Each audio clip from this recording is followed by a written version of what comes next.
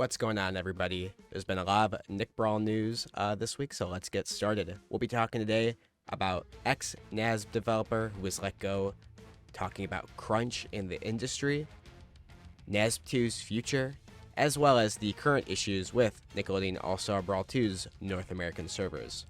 Starting at the back and moving our way forward, NASB 2's servers are currently experiencing issues in North America. This started yesterday from the time of posting this video, which is on a Thursday, and on Wednesday night around like 7:30, it started to have issues which caused people to have to switch to European servers, which are also at this time having some issues. About a week ago, there was issues with the servers that after about 12 hours were fixed and communicated by the Fair Play Labs developers that they are working to fix it, and then which they promptly did fix them. But this time around, it seems like there's a lot more trouble with whatever's going on behind the scenes. But it does seem like there is efforts to correct this situation. This is a smaller thing, and I think it's something that will be eventually fixed. Of course, servers going down is a big issue, but in the 8 months that the game has been out, this is the first time ever where there's actually been true server issues beyond bugs, like the ping bug, which I don't think are server issues, but we'll talk about that in a future video.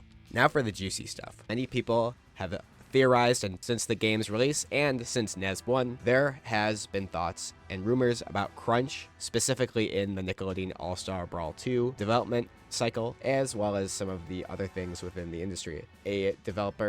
Previous developer of Nickelodeon All Star Brawl, Simon, posted a write-up just on his departure from the series. So here's how it reads. If you followed me on Twitter for NASB Design Insight, there are a couple things you should know, and he is no longer the lead combat designer of NASB 2. He decided to take a break from write-ups back when GameMail let him go in January, and so here's why he's come back. The reason GameMail let him go seems to be that they didn't see the ROI, or return on investment, they needed to justify the continued development at the large scale they were doing at the time. Though all he was told was, "We didn't have any work for you at the moment," which he personally found strange given that his role, being the lead combat designer at the time, was such a big deal and important role to have. And at the time, there was a lot of adjustments and fighter balancing things required that he was specialized in.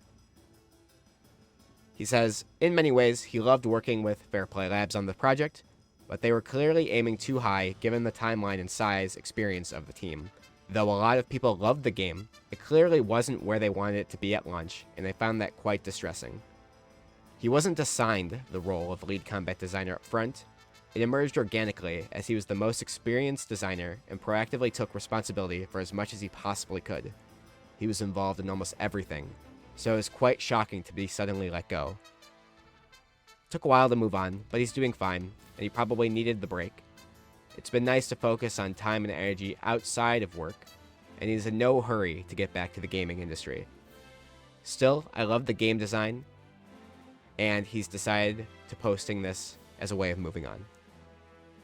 He does decide to also do a Nigel write-up fairly soon, and the way they handled his Jigglypuff or Puff archetype, which is an odd one. So if you'd like to see that, I'll cover that once he does it, and you'll probably like his thread. But pretty much, this is just him discussing how the team definitely had a lot of great ideas for NASB 2, gameplay-wise, of course, character-wise, as well as just the ideas and things put on them by Nickelodeon, GameMail, and the timeline they were forced to do it in. We assume it's about 2 years that they had, but with everything being remade from the ground up, I'd imagine 2 years is really not that much time for the amount of things they wanted to get done. And with all the features and things they had to probably do, test, throw away, I'm sure that timeline probably got eaten up very, very quickly. I don't think that this should lead to future speculation about the game in terms of its status and whatnot, but it is important that if you really do love this game, you have to show your support financially for it. You know, obviously the devs do not benefit directly in terms of their jobs, in terms of their salaries, their promotions. You know, even doing the amount of work at the scale that Simon was doing was not enough for him to be kept around, being as he puts it, the most experienced developer. And you can see a lot of that through his write-ups and such. But purchasing the game, purchasing DLC, the DLC packs, gifting the game to others, buying it when it's on sale, shows that there is a return on investment for Nick to potentially do DLC, potentially do a third game. Because obviously, there is a discussion being had among casuals for when NAS 3 happens. When NAS 3 happens, Nick Kart Racer's got a third, That's never guaranteed. And I don't think you should bank on that if you're just a fan for the characters, or you didn't get what you wanted with this game. If you want the series to continue, you have to convince the bigwigs that this game deserves the time, the money, the effort, and the development it needs in order to be exactly what you want it to be. And NAS 1 definitely got the sales, and I think that Nickelodeon doesn't see the importance of a proper development cycle as well as a proper post-release staff. So I think that they need to kind of understand that. I love this game. I love the series. I love NAS 1. I have talked a bit publicly about how I dislike it. I just dislike the current balance state it's in. It's fine, though. It's a very fun game. I don't think there's anything wrong with it. The cast is awesome. The gameplay is smooth, responsive. NAS 2, responsive, fast game, balanced, more so, has balance patches left in it. Lots of great features, controls easily. But I think that we could have had more if Nickelodeon wasn't stubborn about its post-release employment. And for them to let go of any devs, especially one as passionate and skilled as Simon, is unfortunate.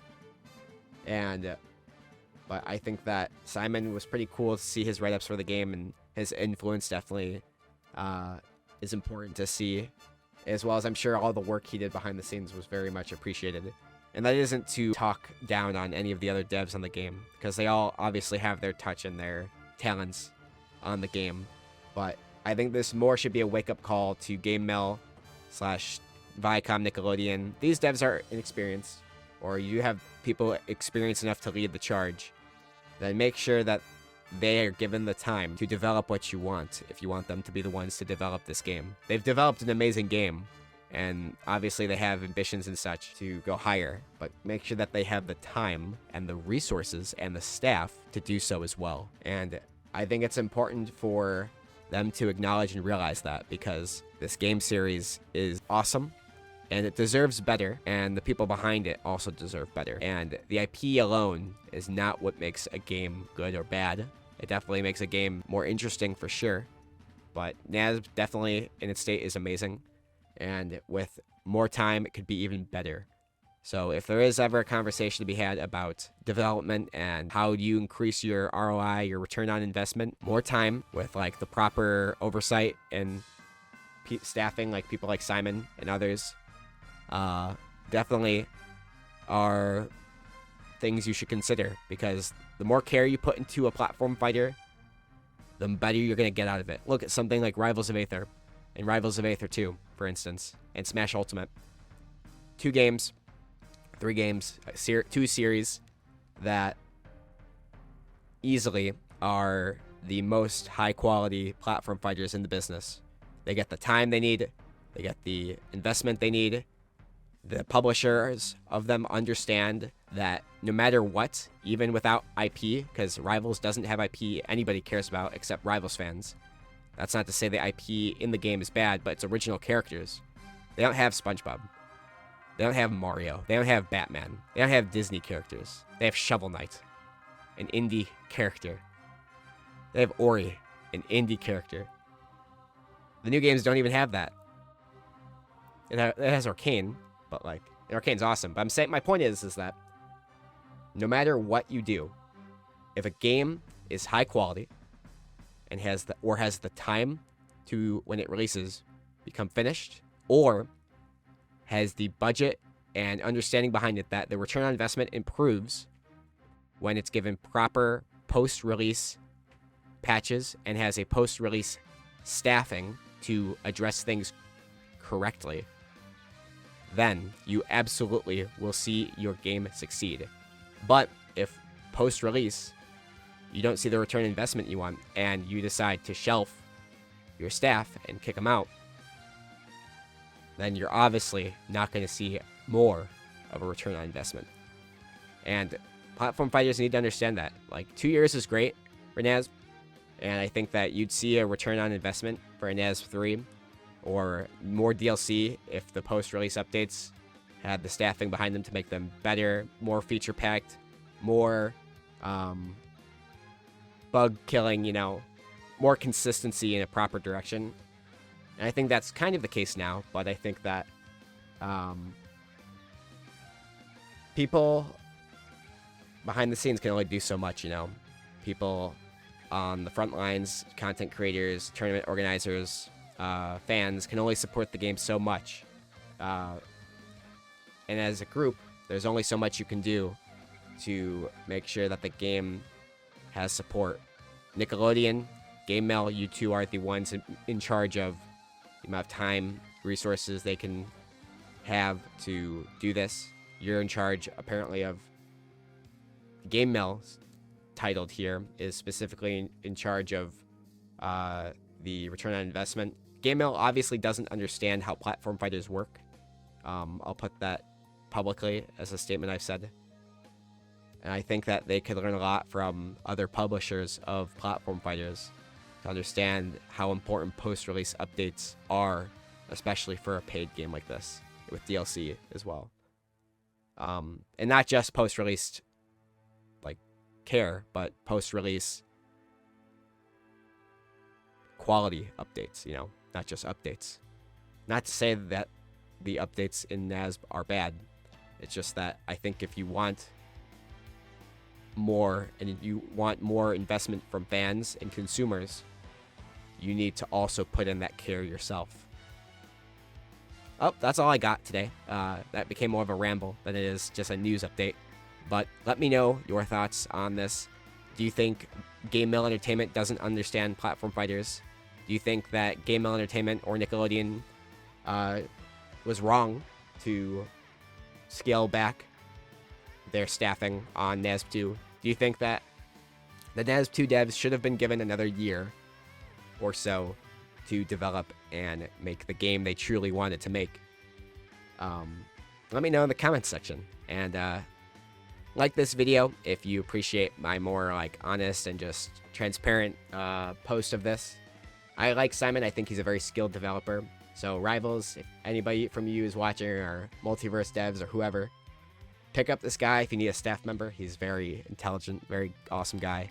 Obviously, he's not looking to run back into game development yet, but that's because the industry sucks. Anyways, like and subscribe. Let me know your thoughts in the comment section. Thanks for watching. I'll see you all in the next video.